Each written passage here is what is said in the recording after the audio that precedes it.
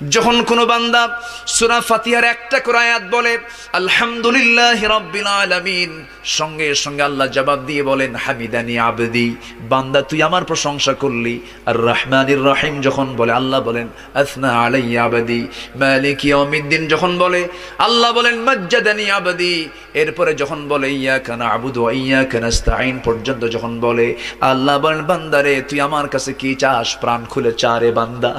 ইহদিনাস সিরাতাল মুস্তাকিম থেকে শুরু করে নিয়া ওয়ালাদ-দাল্লিন পর্যন্ত যখন বান্দা বলে তখন আল্লাহ বলেন বান্দা নামাজের মধ্যে এমন প্রেমের খেলা খেললি, বান্দা তুই যা চাইলি সব আমি আল্লাহ কবুল করলাম।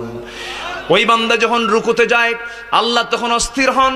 ওই বান্দা যখন সিজদায় যাওয়ার জন্য প্রস্তুতি নাই, সমস্ত ফেরেশতাকে ডাক দিয়ে বলেন ও ফেরেশতারা, এই বান্দাগুলো আমাকে দেখলো না, রাসূলকে দেখলো না, কোরআনকে দেখে হাদিসকে বিশ্বাস করে আমাকে খুশি করার জন্য তার সবচেয়ে সম্মানজনক জায়গা সিজদা আমাকে দেওয়ার জন্য, তার মস্তক আমাকে দেওয়ার জন্য কিভাবে সঁপিয়ে দিচ্ছে।